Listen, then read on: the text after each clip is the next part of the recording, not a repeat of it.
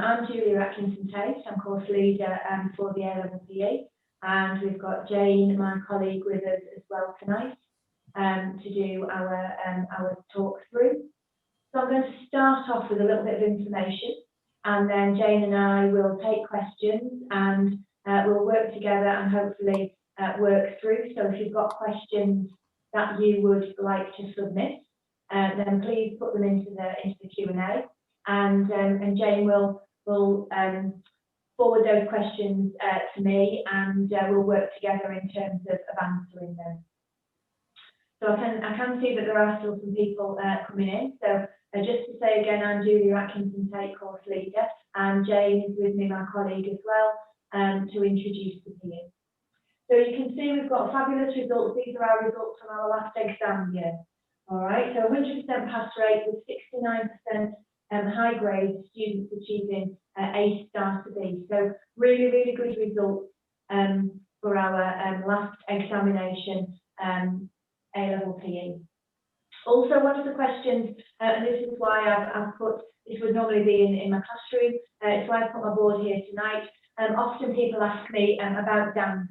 Can people who are dancers do A-Level PE? And yes, the answer is of course they can, and we have some fabulous results from our dancers.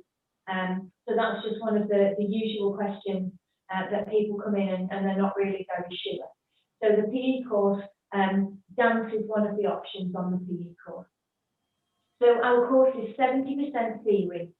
So we have 2 exam papers at the end of our 2 years, and we are 30% non-examined assessment, which combines practical and combines coursework.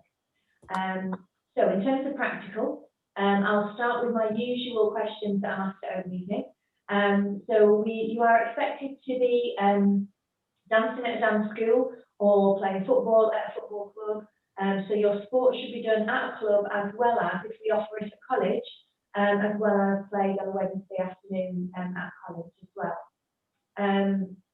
Obviously then that's going to allow you to get lots of video evidence, which is how you record full competitive situations, and you bring that video evidence with you, and we build it up so that you've got like a portfolio of evidence, and you also have to then analyse it and make a written commentary for the moderator.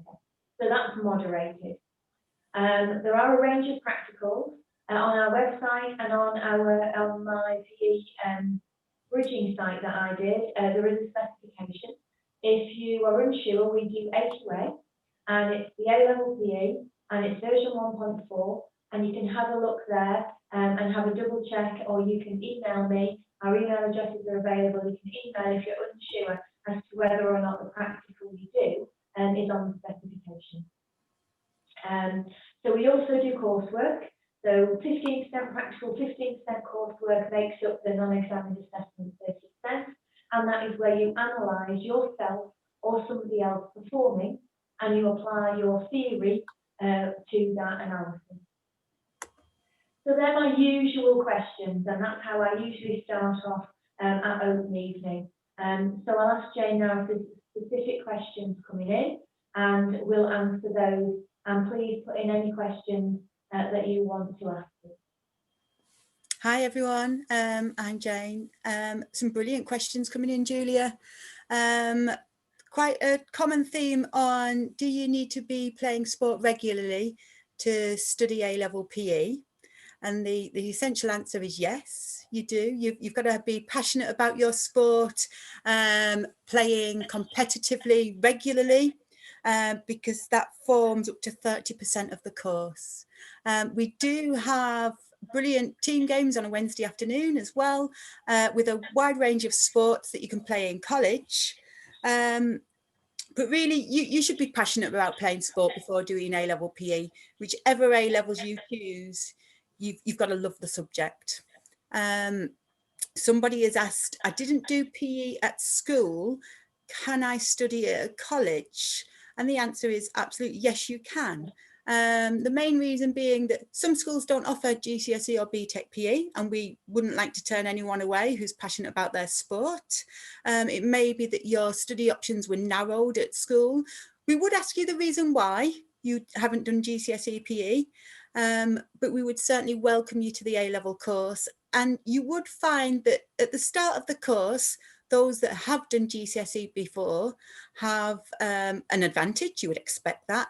But there is support in place to help you not catch up, but to make sure that you read ahead so that you're in a good position to be really successful on the course. So we've had some people who haven't done GCSE PE before be very successful, including one last year, and off the top of my head, a star. Yeah, okay, hadn't done GCSE PE at school because it wasn't available to her, and she went on to get an A star. She did work hard and she was passionate about her sport. Some really... College, you are interviewed by Jane and I where that's possible, and we would ask you about your science as well, your science results. So really important that you aim for, 5s in your science, because part of our course is quite scientific, the anatomy and physiology section. Okay, there's some quick questions about the course itself. What is the exam board? The exam board's AQA. Somebody said, sorry, I've missed the beginning of the course. How is it weighted? So it's 70% exam and 30% coursework. Yeah. So non-examined assessment, which is coursework. And the coursework is made up of written assessments, of which there are 4, and also practical performance. I'm just scrolling through these. Sorry, I'm trying to do 2 things at once. So it says, what topics do you cover in A-level PE? So I'll hand over to Julia to talk about the examination side of PE. Okay, so the exam fits in very specific modules. And again, if you've done GCSE PE, you'll be familiar with the terminology. And if you haven't, then again, I'll try and explain. So the paper is set out, and it's anatomy and acquisition of skills and sport and society. So anatomy, very much about the body in year 1. Jane looks at heart and respiration and muscle functions. Acquisition of skill, very much about how we acquire skills, how we coach skills, how we would go on to learn. So very much that kind of coaching, teaching idea. And sport and society, what's going on around us in terms of sport? How is it changing? Are there still areas where we're facing with discrimination? Media coverage of sport. We look at history of sport in year 1 as well. So we teach in exactly that kind of order. So we have an anatomy lesson, we have a skill lesson, we have a sport and society lesson. So you know the areas that you will be examined on. And then in year 2, we look at sports psychology, we look at physiology and biomechanics. So again, we're looking at mental rehearsal, we're looking at personalities in sport, we're looking at attitudes, we're looking at anxiety before we do our sport. We're looking at in biomechanics, movement analysis. So, maybe a diver who is somersaulting or twisting, and we look at the kind of movements and analyse those movements. And again, we look at sport and society, but we focus on technology. So a big area of new technology and how that's impacted on sport. So in year 1, we teach you paper 1, and in year 2, we teach you paper 2. So hopefully it's very clear how it's set out. And if you have done GCSE, you will recognise those kinds those terms. And it's just a little bit clearer at A-level, whereas the GCSE paper, some of the topic areas are combined. It's a little bit clearer at A-level, the very specific modules. Some brilliant questions coming in. I'll try and put them together. So you may have asked a question quite a while ago, and there's some just coming in. We will get to them all, okay? One question that just leads on from that, Julia, is there's how much biological content is there? So how much anatomy and physiology? In year 1, it's a whole topic area. So Jane looks at, Jane teaches the physiology, and she would look at bones and muscles and heart and respiration. All right, and then in year 2, I take over with the physiology. And again, it's very much looking at the body and how it works, and we apply that to sport. We look at diet and nutrition and injuries and rehabilitation, as well as the biomechanics. So it's very much body focused in terms of the biology side of it, and it's accepted as the science for physiotherapy. So if somebody was looking at a physiotherapy course, then they're always really interested what you're going to get in PE, because we probably, we're looking at more of those kinds of bodily functions rather than biology or applied science, which looks at a wider range of scientific topics. Lovely. A really good question here saying, I was in the sport and leisure webinar just before this one.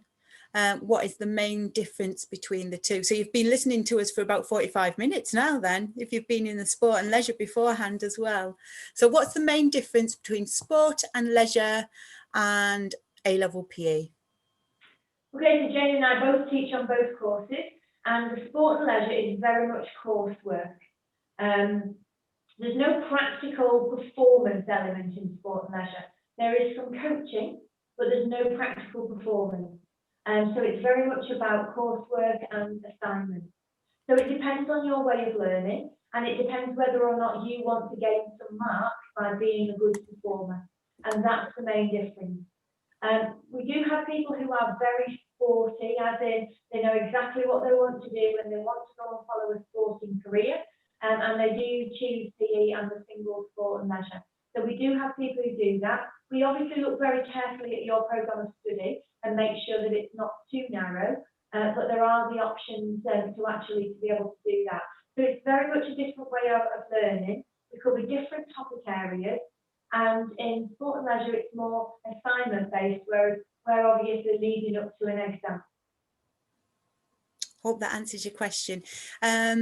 I'm sure it does. If you need to ask another question, please do so. Just a reminder that the Q&A function is at the bottom toolbar of your screen. So if you tap your screen, it should come up, and you can certainly type in question and answers to us. And if there's something else that you would like to ask, please ask away.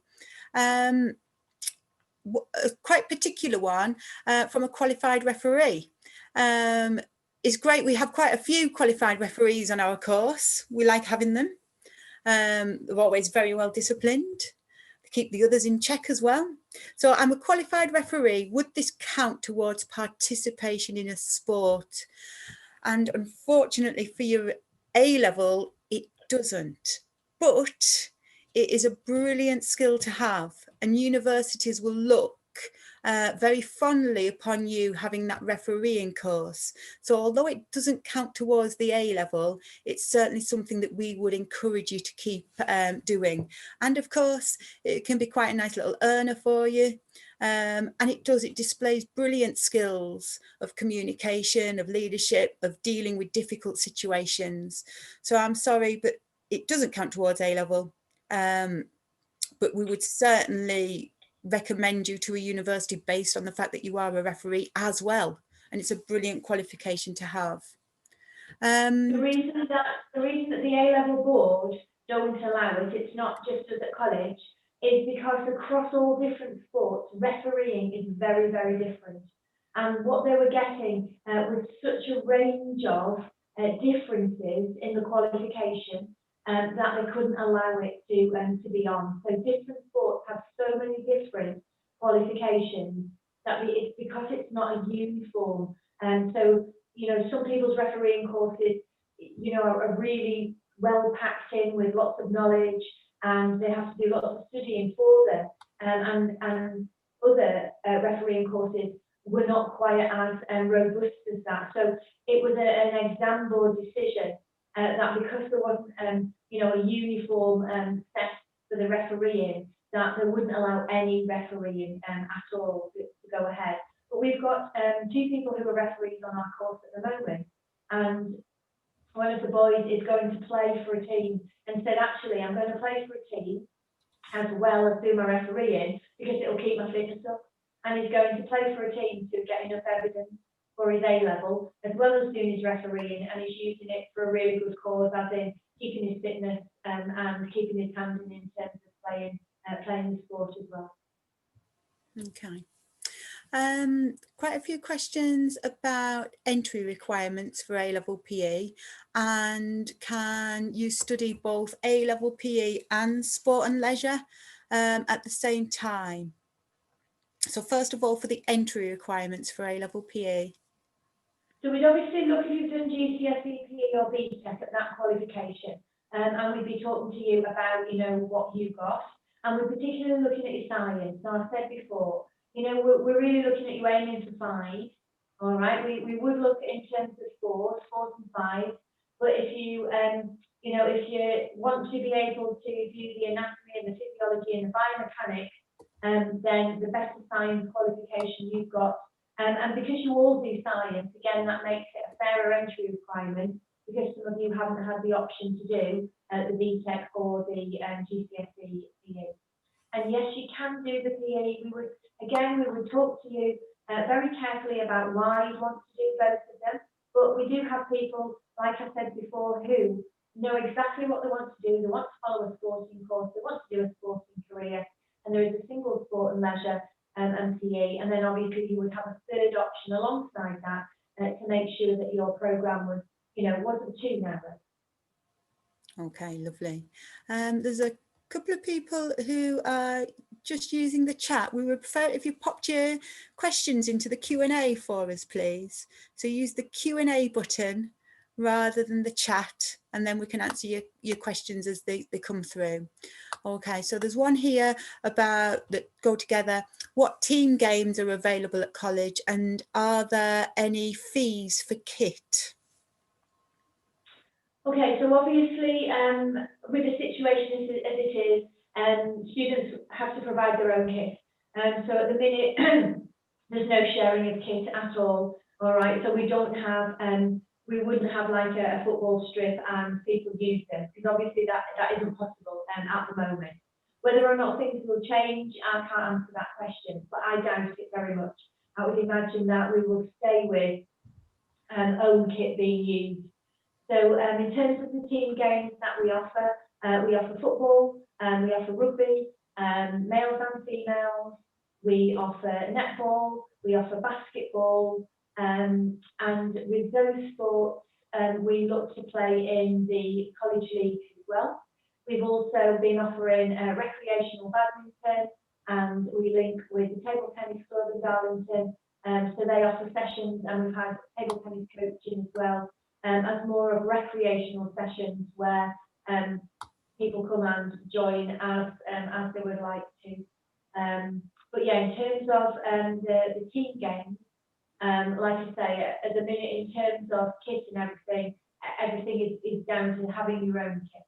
All right, but people, if anybody is on any kind of you know, support program, financial support, then we have lots of support in college, and you can have a look at that. It'll be on our website, and you can also drop an email to the inquiries as well, and they will tell you about support for anything like that we have in college. Okay, lovely. We have got, how long is the whole course? So the whole course is 2 academic years. So yeah, 2 years long for the course. One saying, I'm currently doing sports science. Would this gain access to this course in A-level PE? Yes, absolutely it would.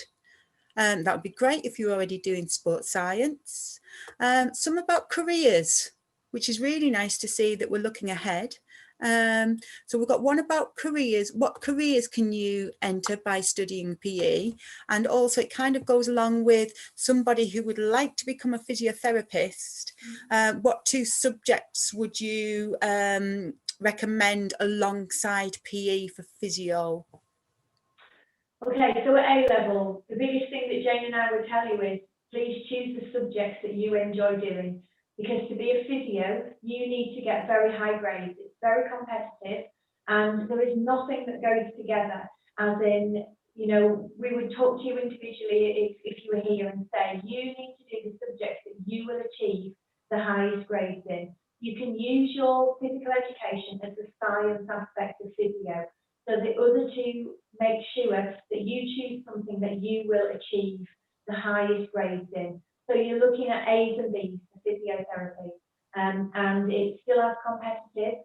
So have a little look through some of the universities that offer physiotherapy as well.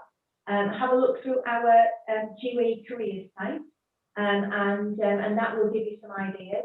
We've got two lovely careers officers as well who, if you do a general email to inquiries, they will help you and talk to you again about doing physiotherapy. But we have people on our course who do a lot of range of subjects.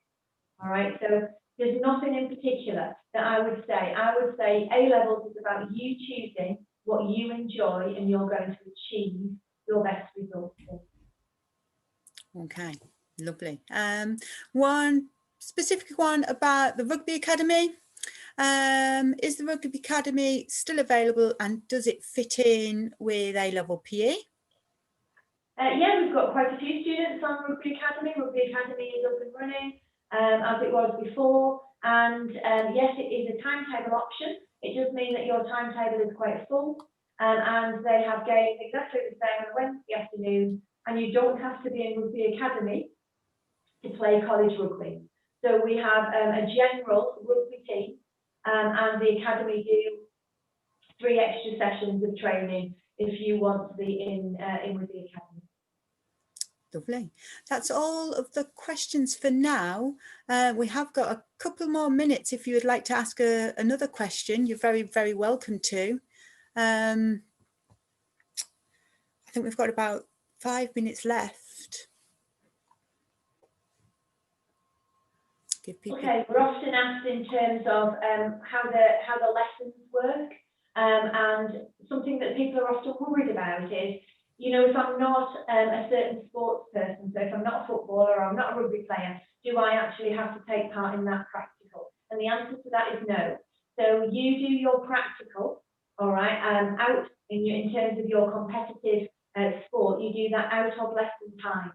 So just people do get a little bit worried about that. So it isn't like GCSE PE. We don't put everybody through certain practicals.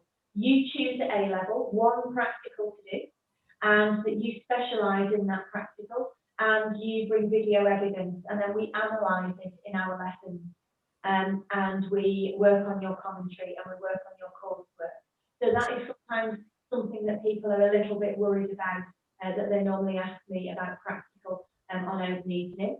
Obviously, again, in our normal circumstances, if I was teaching something like training methods, I might do a practical-based lesson, or I've been teaching about practice in skill acquisition at the minute, so I might do a practical lesson. So our practical lessons are based around theory work, rather than you actually going out and doing a lesson and having to do a sport that you don't enjoy doing. Because obviously within our group, we have very, very, diverse number of sports, and we wouldn't have like a football team, or we wouldn't have a netball team, all right, within that group anyway. So that's why you do your sport out of lesson time. So I hope that's just that's helped you understand as well a little bit about the practical aspect. That does sometimes worry me. Okay, time just for a couple more questions. So last couple, we've got how much contact time do you have?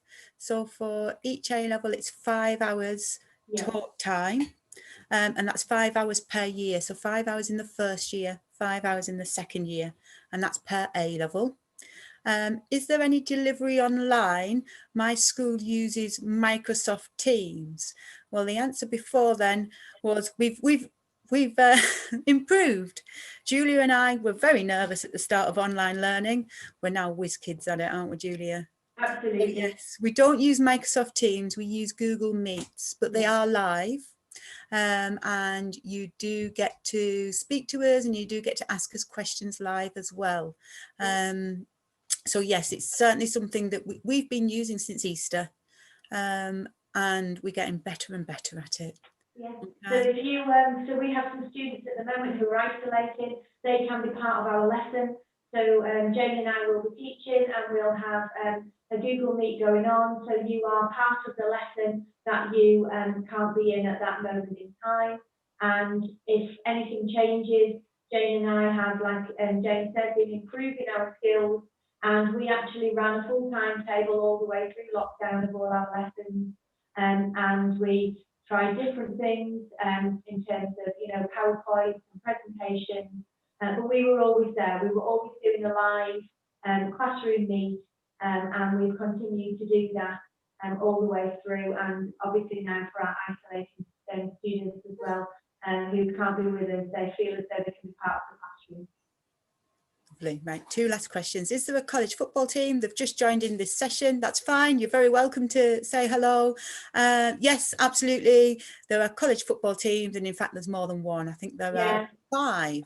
Yeah, 3 and 4 in the last. Yeah. We've had 5 some years. It depends how many people want to play, but we always have a minimum of 3 football teams, and if we've got enough players, then we enter extra teams in. Yes, and obviously we've got male and female teams as well. And finally, what are the class sizes? Range, don't they, Jane? The nice sizes. We've got 15s. Yes. You know, probably maximum. So we've got lovely class sizes. So yeah, really, really good. So not massive, but not too small either, because too small sometimes isn't as good for discussion work. So I think good class sizes. Lovely. Brilliant. That's all of our questions answered, Julia. Okay, that's lovely. I hope that you have enjoyed, you know, having that little bit of information about A-level PE. Emails are available. You can ask us questions if there's something specific or specific to a sport that you want to ask us. But we'd just like to thank you for, you know, for joining us in this very different open evening